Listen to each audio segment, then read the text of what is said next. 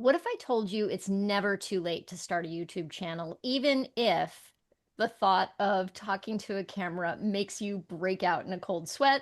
It's me, believe it or not. In today's conversation, we're tackling camera anxiety, the gear that you actually need, how to grow a channel you'll actually enjoy. I'm joined by Rob Moore, also known as Rob the Maritimer from Halifax, Nova Scotia. Rob helps people over 40, 50, 60 launch YouTube channels without the overwhelm. And, he brings such a real down to earth perspective. I've been following his videos and his channel for a while. And what I love most is how he shares not just the wins, but the cringeworthy moments too. We're going to talk a little bit about that. And we decided to record this episode of the Late Bloomer Living podcast, which is normally audio only. We decided to record it on video. So you can watch the full experience right here on YouTube. So let's dive in. Rob, thank you so much for being here. Welcome to Late Bloomer Living. Awesome. Thank you very much for having me. This is fun, and I'm honored to be your first video guest. Me too. Me too. I'm so glad we're doing this face to face on video. It really does feel like the perfect fit since your whole mission is about getting people comfortable on camera. Mm. I've been watching your channel for a while. I think the first video that hooked me in is why you should start a YouTube channel if you're over 50 or something like that. Yeah. And I know that our listeners are going to get so much from your story. So let's start there. What made you decide to hit record and launch a YouTube channel? I think after 40, what was the spark that got you going? Yes. So, I was probably I'm going to say 46, 47 or so when I started. Okay. And I spun my wheels for a long time. I'm not comfortable in front of the camera. I've never been comfortable talking to people in large groups or being on stage or anything like that. So kind of outside my comfort zone, but I was editing videos for other people, other companies, and I had started to grow a channel. I had been working at my channel for over 3 years. It wasn't really going anywhere, but I was getting better at making videos, and I was teaching video editing. And everything was scripted. I was using a teleprompter to try to, I spent a long time researching all this stuff and figuring out how to do it because that's not what I went to school for, right?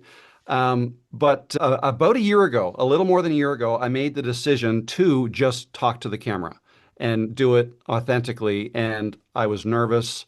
And the video you mentioned actually is that first video that I did that way. No way. And why I think you must start a YouTube channel if you're over 40 or something like that. You're kidding me. That was your first one?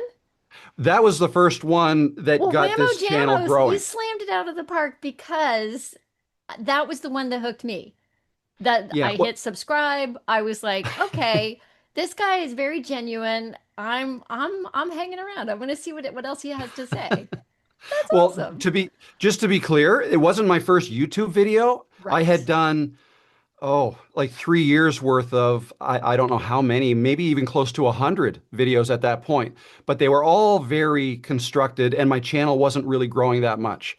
I love Um, that you're pointing that out. And you yeah. basically changed trajectory essentially in that moment, right? Like you went Yes. from teaching video to talking about how to grow on or why you should start a YouTube channel after 50. Yeah. So Yeah. basically, my audience at the time was older people because the software I was teaching, Camtasia, it's typically older people that use that. It's been around a long time. Uh-huh. And I was just thinking, what else could I talk to because my channel's not growing. Let's try something new. What else can I, what else would my audience be interested in? They're older, they're editing videos for other people. Maybe they should make their own YouTube channels. So let's talk about that. And oh, by the way, Rob, you need to get better at talking to the camera. So throw away the teleprompter, write down some bullet points, and just wing it. And I sat down, and that's what I did. I'm I did the sweating best I just could. thinking about it, Rob. I'm sweating Well, I just was thinking. sweating at the time. I was sweating. I was nervous. But I owned it. Like I Yeah. said right to the video, this is hard. I'm not used to doing this. Let's see how it goes. I'm going to try to do this in one take. And I remember recording it. It was a Thursday night and it was after supper before I even started. And I think it was close to an hour of recording, but it was only the last 20 minutes that was the good video. It took me a lot of false starts, but I just Yes. kept the camera rolling. And then I fixed it in the editing. I chopped that off and I made bloopers at the end so they could see my frustration trying to get going. And I put some music to it. And I actually had a lot of fun editing that together. It was not planned. That wasn't going to be part of the video. It's just that when I looked at it, it's like, that might be fun to include that at the end. And it ended up, people loved it. So therefore, I did it more and more as Yeah. the year went on. I'm gonna, so there's a question I have because I can almost hear the people who are listening right now. I can hear their gears turning in the way that mine would be. You already had video editing experience. Yeah. So that was one hurdle that you didn't have to overcome, but your hurdle was getting comfortable in front of the camera. So everybody has hurdles, Yeah. right? Um, did you feel any sense of, oh, come on, I'm too old for this? Was there any of that in your brain? No.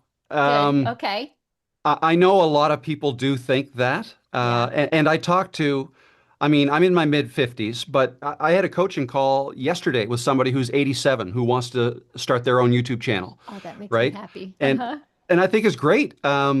I don't believe that age is a limiting fact. To me, it's just a number. Somebody will say to me, "How old are you now?" I said, like, I don't know. Like, it's not something that even really matters to me. I still think I can learn new things. So I think it's important. Love that. I love that.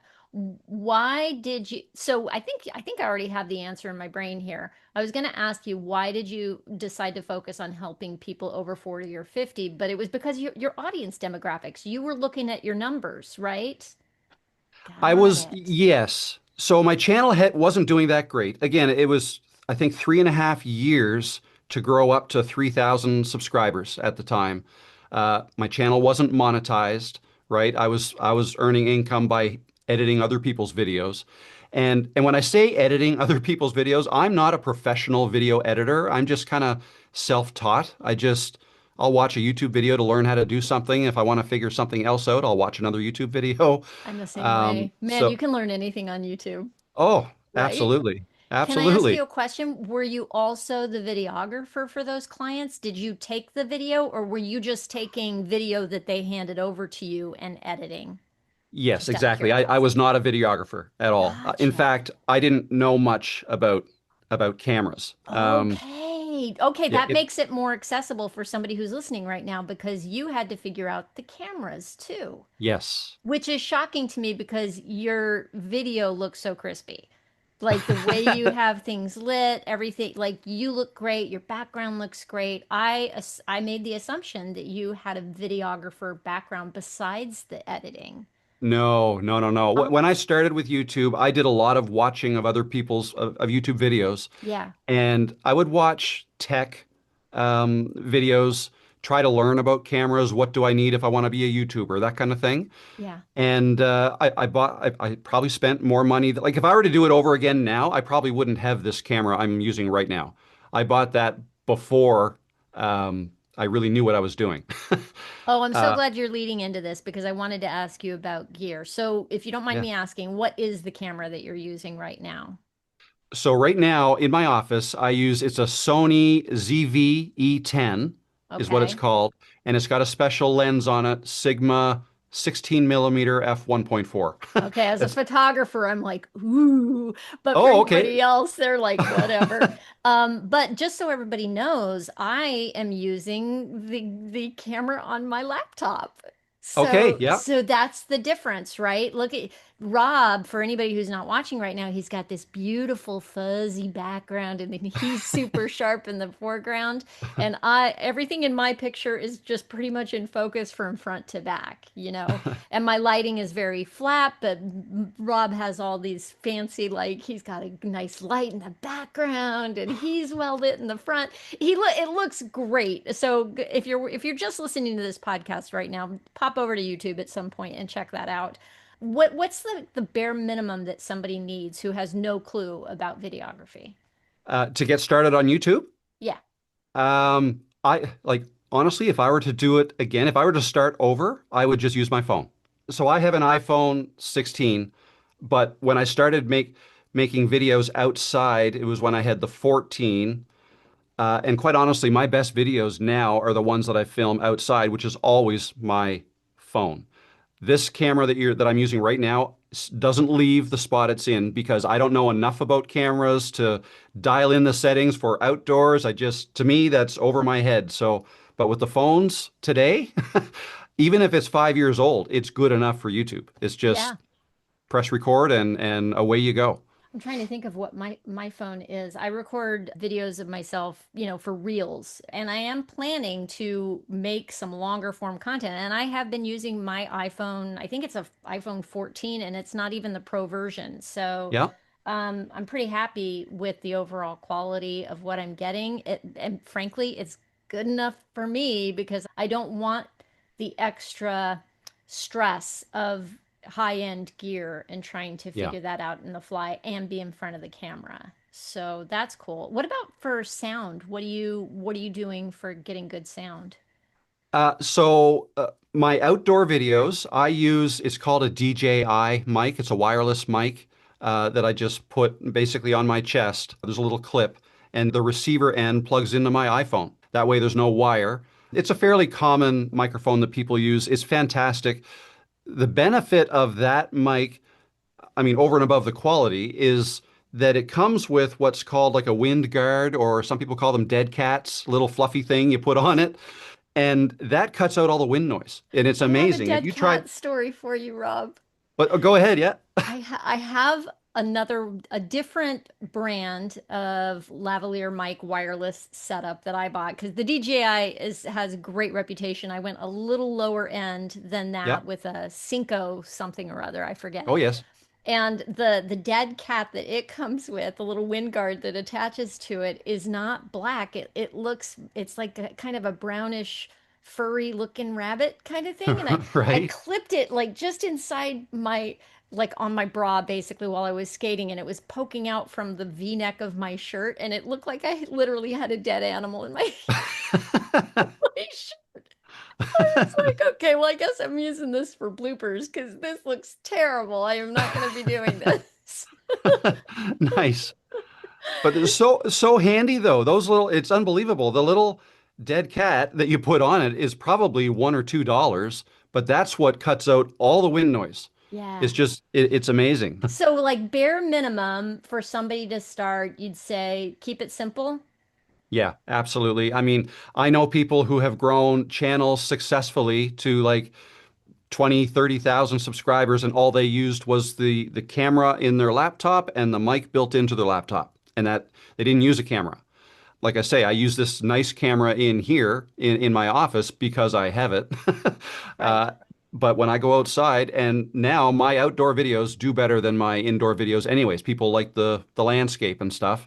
That's only ever my phone and a $20 selfie stick is all I use. Love it. Love to know that because I think that that can be a real barrier to entry for a lot of people is overthinking what gear to get and how much is that going to cost, and budget starts to come into play there too, and it just gets Yeah. people can really get in their own way around that, I think. And If I speaking, could add though, yeah. the audio, the you brought up audio, and Yeah. if I had a little bit of money to spend and I wanted to start YouTube, I would put my money towards the audio. Not like I mean, obviously you need a camera, but if you have a smartphone, you have a camera. But maybe spend $100, couple $100, whatever, on a decent mic.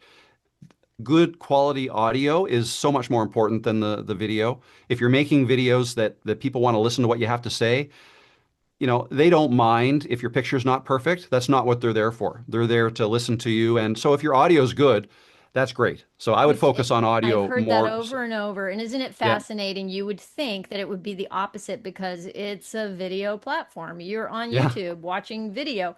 But really you lose people if the sound isn't good. So I'm glad you brought that up. So speaking of barriers and just the things that get in our way, you've talked openly about camera anxiety. Talk a little bit more about what that was like for you in the beginning and what did you do to overcome it? Right. Okay. So, yeah, talking to a camera is foreign to most people. It's just not what you're used to doing. I never grew up doing it. And, it's, I can talk to a person and look at them and have a conversation. But when you start talking to a camera, when I first started it, it's like, okay, I know what I want to say. Great, let's make this video. And then I'll look at the camera and I freeze. It's like I forget what I was going to say because I think it's the anxiety of making sure that you say it right. And maybe mentally I'm thinking, well, if I don't say it right, I'm going to have to stop recording and then back up, press record again and all. And, it took me years of just trying to get over that hump. But what finally turned the corner for me, like that time when I sat down and just decided to do it and kind of forced myself to do it, what I found helped me, now this could be different for everybody, but for me, I just pictured a good friend of mine has just asked me a question about what I'm about to talk about, and now I just have to answer that question to him. Yeah. That's what I thought mentally. And then I talk to my camera like it's a friend. A lot of people will get caught up in, oh, I need a teleprompter so I can read exactly what I want to say. Well, if you're doing that, you're going to be staring right at the camera lens the whole time, right? Right. And how often, when you're talking to a friend, do you stare them down their eyes the whole time you're talking to them? You don't. You look up here, you look over there, you're just chatting. And here's another thing I want people to know. Anybody who's listening may or may not know that I used to be an actress. I used to be a theater performer. Mm, That was everything I wanted to do since I was 6 years old. And yeah. I was as much of an introvert as I actually am. I'm comfortable on stage with a script and a rehearsal process and Okay. all the things that go into putting a show up. All that Hmm. stuff is like great. I'm speaking somebody else's words. I'm in character. It's part of the story. I'm in. But there's a reason I have an audio only podcast. And that Right. reason is that I was really uncomfortable on camera. All my work was theater work, for one Hmm. thing. And secondly, I was really uncomfortable speaking in public from the heart, Right. off the cuff. Hmm. And that is something that doing the podcast has really helped with it. I've had to, I don't know Beth, if this is true for you, but I've had to get out of my own way Yeah. in order to promote the podcast. And so I started doing videos. And it was Right. like, oh my gosh, it was so uncomfortable in the beginning. And some people will say, well, of course you can do that because you're a performer and blah, blah. And I'm like, you don't understand. You really don't understand. I used to break into tears the Yeah. minute I'd start talking about anything that was literally just me thinking on the fly, Right. crying. Yeah. It was awful to have to overcome that. But with time and practice and doing it over and over again, it has gotten easier. Yeah. Well, I mean, you're doing great here. We're on video right now, and it looks like you're extremely comfortable. So Thank whatever you. you've been doing is working. This is different. This feels just like a conversation to me. Yeah. Like this is the way I normally record the audio only podcast because I like to be able to see the person that I'm talking to. So we're on video, Yeah. but I'm not necessarily even thinking about the fact that somebody else is going to be watching this. Now I am. Yeah. Yeah. It's so interesting what you said because I've learned this. See, I always thought somebody who's comfortable with public speaking or theater would be a piece of cake. Making YouTube videos is what I thought because I am not that person. So I'm very different than you in that, like growing up, I did not want to be in any plays or on stage or speaking in front of the classroom. I would get sweaty just thinking about that. And Yeah. so I was thinking, if somebody's comfortable in front of people, this should be easy. But what I've heard is that it's not. I think what I've learned or what people have told me is that the difference is somebody who's comfortable talking on stage in front of 1,000 people, when they go to talk to a camera, they don't get the same they don't get any feedback from a Yeah. camera like they would from an audience. That is And so they true. think that's part of the reason that it's hard for Could them. be, could be. I think for me it was more feeling like a some sort of what's the word I'm looking for? I wasn't comfortable speaking my own mind. Okay. You know, Because you if were in a play. You were I was in a play, it was part of a right. story. I was a vehicle to help tell a larger story. Another thing that I find helps though, I feel like I think a lot of people get hung up with, well, what would I talk about on YouTube? And I don't feel like I'm an expert in anything. Like what can I make videos I'm about? so glad you brought this up. Go ahead. Sorry. Okay, yeah, Yeah. no, what I was going to say is I don't consider myself an expert in anything. Hmm. And I own that pretty early in my journey. And I repeat it often. And, if I'm doing a live stream and there's a bunch of people in there and I'm asked a question that I don't know the answer to, I will be the first one to say, I'm sorry, I don't know the answer to that, but I'll try to get you an answer, right? The way I look at this is I'm just sharing my experience. Um, some of the things I say might be true for me, but maybe not for somebody else in terms of YouTube and how to grow and things like that. Like there's many Yeah. ways to grow on YouTube, and YouTube hasn't given us an owner's manual, so we all kind of have to figure this out as we go. And it changes Yeah, all the just time anyway, right? what's that? And it changes all the time anyway. What worked last year is probably not working this year That because, could very well be. And what works on a home gardening channel may not work on a tech channel, right? yeah. Everybody learns different things at different stages. And I feel like all I can do is kind of share what I'm learning when I'm learning it.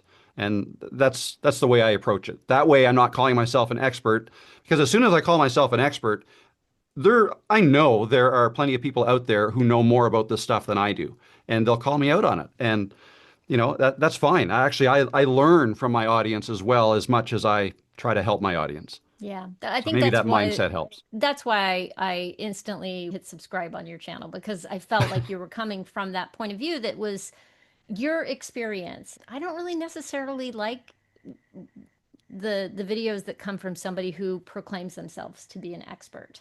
You Yeah, know, yeah, there's a disconnect for me in learning from somebody like that because it feels unattainable in a way. yeah. And learning from you just feels more like, oh, okay, okay, this is what worked for him. That's what enabled me to start Late Bloomer Living finally Hmm. after having the idea for 2 years. I didn't do it for 2 years and I had a lot of reasons. I'm a photographer with a business that I was trying to grow at the time. My kids were younger, a lot of Yeah. busyness going on. And one of my main concerns was when am I going to do this? And how much money is it going to cost to do this? But then the other thing niggling around in the back of my brain was there's so many podcasts and who cares what I have to say? Who wants who needs another podcast in the world and why would anybody bother to listen to me? And I think it was a Gary Vee book. It definitely was a Gary Vee book that I read and I can't remember the title right now, but he talked about just taking people along the journey with you. Hmm. I'm just learning Yeah. about what I'm learning about and hopefully that's helpful to somebody else who is interested in the same things I'm interested in, you know? Ab Absolutely. You don't have to be an expert.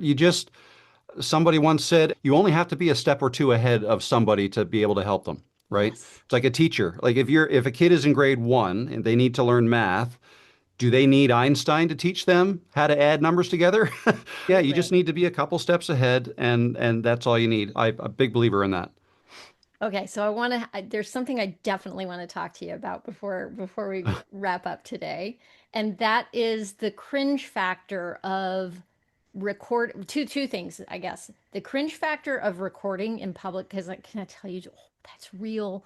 Oh, that is so real, Rob. Like once I started walking and talking and having Yeah, my camera like actually recording me skating, there's something so unsettling about having somebody walk by me while I'm doing that at the skate yeah, park. It feels so vulnerable. And yet, explain this to me. I'm totally comfortable posting it. So what's yeah, that about? You know? And there was an episode that you put up not too long ago where you talked about being at a party and running into a friend who said, "Hey, what are you up to these days? I think you had been doing voiceover work in the past." And he was like, "Are yeah, you still doing voiceover these days?" And you're like, "No, I'm actually doing a YouTube channel." I mean, I don't want to go into the whole thing, but it was like the other cringe factor that I do run into is actually telling people who are friends or acquaintances about what I do. yeah, Or they'll go, "Oh, I've seen your skating videos. They're so fun. And I'm like, thanks. Oh, it's so cringe. I know exactly what you're talking about. That Yeah. that episode is what made me reach out to you. I was like, "Oh, I definitely need to get Rob on to talk about that moment." And I think what you've said maybe in more than one video is don't tell your friends what you're doing. Well, yeah, I know. I guess it kind of comes down to what your comfort level is. Like if somebody were to ask me, what should I do? Should I tell people or should I not? And it's really, well, how comfortable are you going to be talking about it? Like the episode you're referring to, I think that was June, just a couple months ago. I made that video, and Uh-huh. yeah, I went over, visited a friend's place. We were watching a hockey game. I'm in Canada, so we watch hockey games, and he asked me, "Yeah, what are you doing?" I mentioned YouTube, and the look on his face was like, why would you do that? Like that, he just didn't comprehend. And it caught me off guard. I tried to a little bit explain it, and then I could tell that he wasn't taking it in at all. And it's like, it is my business, it's my work, so I don't have to share. But the thing is, I liken it almost to like a business mindset. Running a YouTube channel is a lot like starting a business, or starting a podcast, right? Like you're not going to be earning an hourly wage out of the gate. It's going to take some time to build it up. Hmm. And I feel like most people, and I do not know the stats on this, but it's just my feeling that most people are comfortable with a 9 to 5 steady paycheck kind of thing. And you almost have to have a small business mindset to do something like this. So if somebody, even a friend or a loved one, knows that you're doing this thing and they don't understand how it works, they could react negatively to it. Maybe not on purpose, but they just don't understand. So what I suggest people do, and I wasn't ready for this, but I've since kind of come up with a story, is have a story ready. Like just say, oh yeah, it's something I do for fun. Um, you don't have to offer up very much because do your friends typically go into detail about their business and what they do at work? Probably not. Right. So That's a great that point. What I also pulled from some of your other videos where you've mentioned this is just the idea of approaching your friends and family and asking them to subscribe to you on YouTube. Can yeah, can you address that? yes. So that is not a great idea because I mean I understand the wanting to grow your channel quickly. And people will tend to think, oh, well, I've got a Facebook account and I've got 500 friends. I'll just let all them know about it. I'll announce it. But what tends to happen, and I'm kind of going to get into the weeds a little bit with YouTube, whenever you post a video to YouTube, YouTube is going to actively try to put that in front of the right people that they think will want to watch it. Okay. Hmm. And how do they know who these people are? Well, they'll get clues by what's in your video. Like they use AI too to transcribe your video. So they kind of know Hmm. what you're talking about. And the more videos you make that are all about the same thing or geared towards the same audience, that's more and more data given to YouTube. So they're learning. They're always learning who you're trying to reach, and they get better and better at it. And that's how your channel will grow and grow. But if you blast it out to a whole bunch of people, here's my new YouTube channel, check it out and give it a like. You'll probably get a lot of friends and family that are curious. What are you up to? And they'll check it out.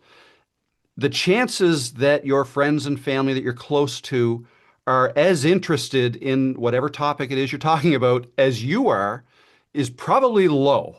I'm So, laughing because it's like you get the glazed over look, like a lot of yeah, times, if you're into your thing that you're passionate about. Like yeah, my husband is really into like the Grateful Dead and music and like the minutia of like this band and who was playing on that song. And we laugh because I'll start to glaze over, or he'll start talking about like the VW Bug that he rebuilt and car stuff and the details yeah. of what he did to get the bug running again.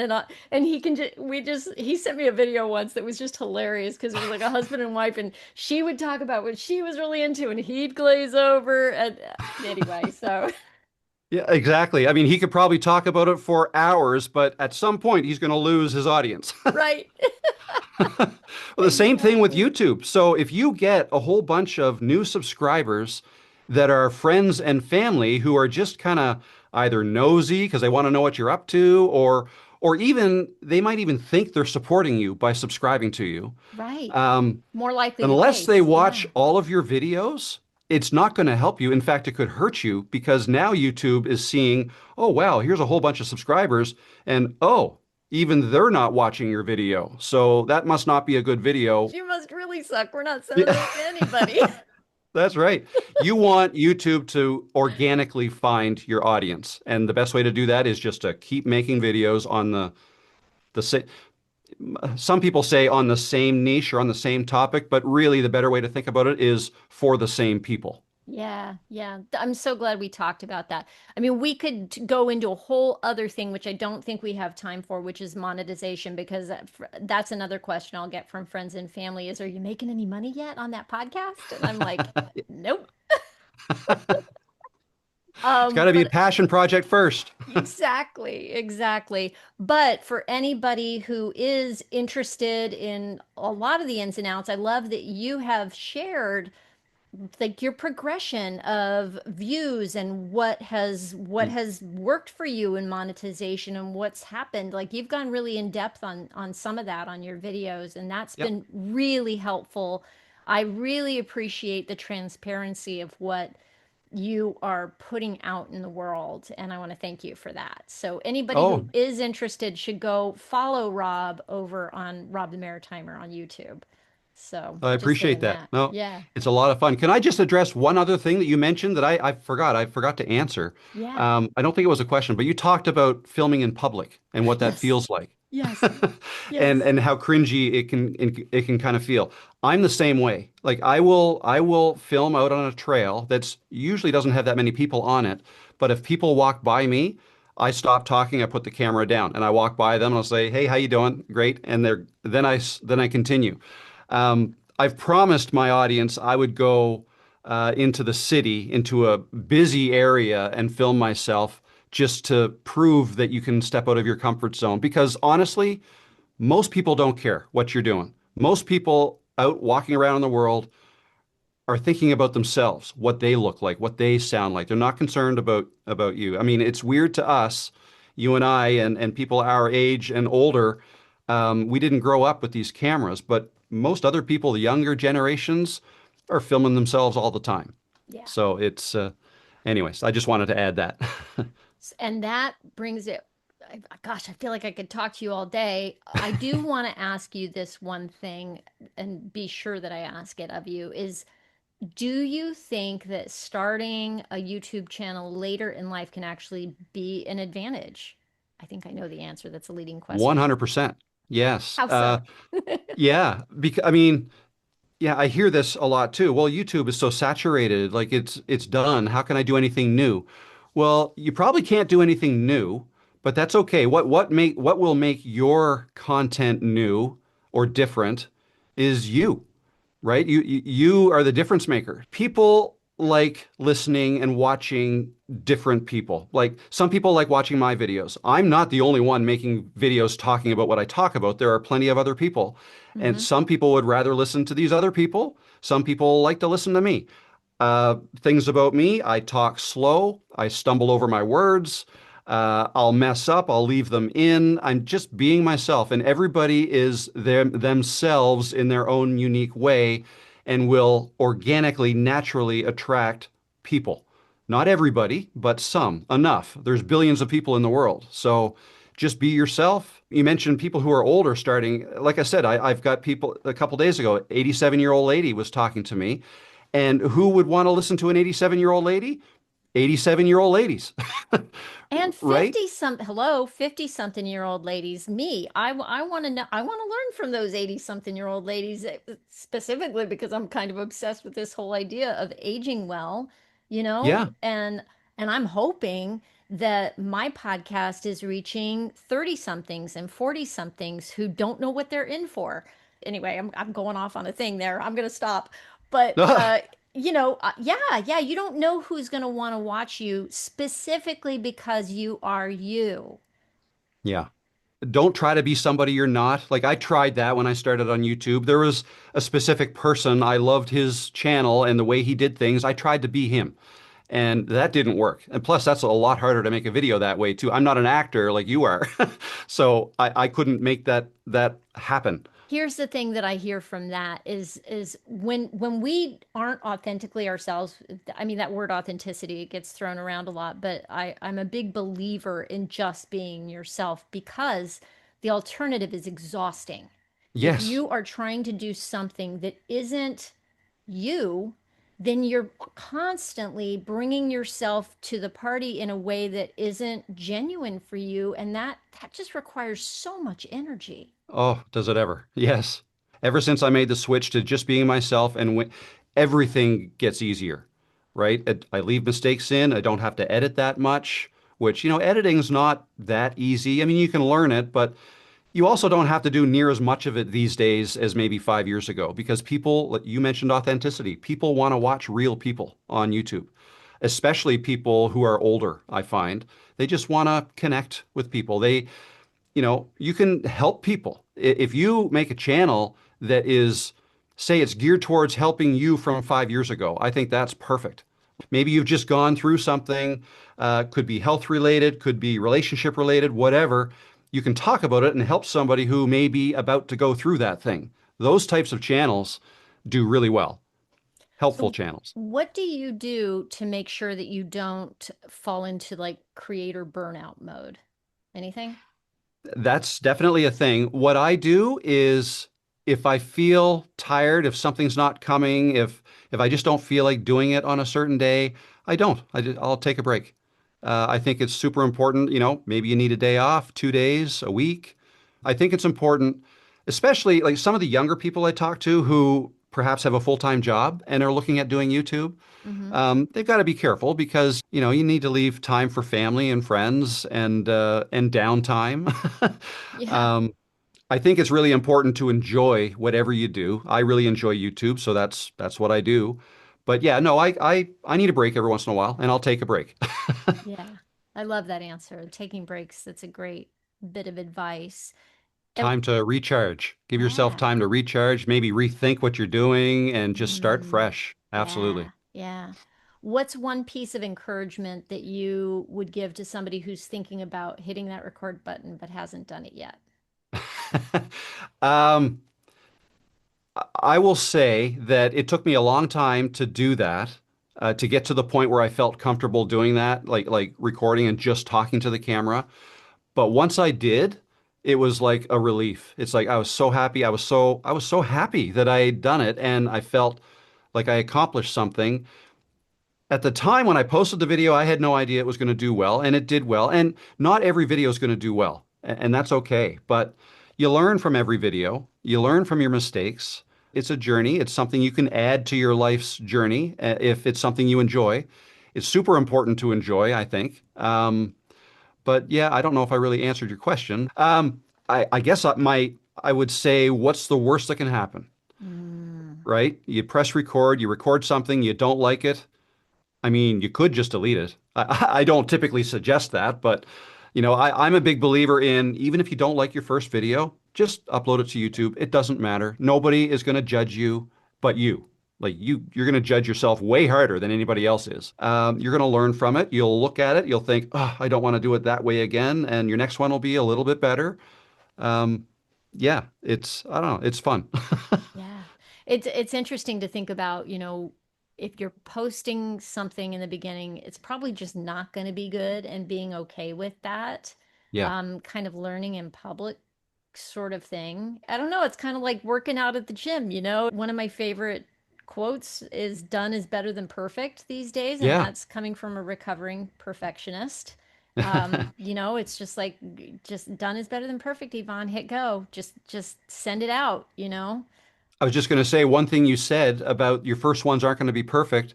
In all likelihood, a new person's videos, their first videos, are going to be horrible, usually. And that's totally fine because if you think about it this way, I like to say your first 20 videos are just for you, right? Even though you upload them to YouTube, all they are is you learning how to make videos, how to edit, how to upload, all the things, right? Because if you fast forward a year, 2 years down the road, let's say you have 100 videos in 2 years, you look back at your first 20, 30 videos, the people you're getting into your channel 2 years from now will have never seen your first videos. You may get 5, 10 subscribers in the first, I don't know, couple months even. But 2 years from now, if you're getting 1,000 subscribers a week, right? They're all new. They never saw your first stuff. It might be fun for them to go back and look at them. And I quite often will tell my viewers, go check out my first video. It's horrible, but I've left it there so you can maybe get some inspiration from that, that it's okay to leave a bad video up. And Yeah. yeah, it's just for you to learn because it's your future videos that are going to cause you to grow. Yeah. My business coach always says you can't steer a parked car. So once you get that car rolling, then you can course correct, and you can make changes as you go and learn as you go. I like that. I'm going to write that one down. Oh, it's a good one. I that's another one that's on repeat in my head, you know. So looking ahead, what do you think is next for you and your channel? Well, I just launched a course on live streaming to help people get into live streaming because I think that's super fun. It's a part of That's been a YouTube, big but part of you growing your channel, hasn't it? it was, I believe, yeah, Uh-huh. because it's a way people can connect with you. It's making yourself available live to people to ask questions and then you answer them live and people feel that connection a little better. That just helps your channel grow. If And it's fun. It's also great practice talking to the camera because if you're live streaming, you're just staring at the camera talking by yourself. Yeah. True story. Oh my So gosh. yeah, I did that course. I've got a couple more ideas for courses. Like there's several different things you could do. I do coaching as well. You work But one-on-one with people, is that right? I yeah, I do one-on-one coaching with people. Great. I may create like a more in-depth coaching program at some point. I'm not sure yet. My favorite part though is just making videos. I usually do a couple a week. And the live streams when I get to interact with the people that watch my videos. I find that very fun. Well, I am personally a fan and go back to your videos and I'm learning a lot from you. So thank you for that. I And appreciate that. Thank you. hit the subscribe button. Well, first of all, hit the subscribe button here, Late Bloomer Living, but also pop over to Rob's channel, Rob the Maritimer is where you can find him. And your website, what's the website address where people can find you? It is robthemaritimer.com. Easy peasy. And Yep. I will have stuff in the show notes for you guys. And thank you so much Awesome. for being with me today. I really appreciate it. I want to ask the audience, what is one takeaway from Rob's story that makes you want to hit record yourself? I want you to share that in the comments below. And thanks for watching. This has been such a fun experiment to go Th- on video with you. Thank you for it. Kind of our pre-call kind of gave me that little push that I needed to do this. Well, thank you, Yvonne. This has been an absolute pleasure. You're doing great things. Keep doing what you're doing. And I look forward to seeing the video version of this. Thank you. Me too. And for everybody else, remember it's never too late to bloom, and we'll see you next time.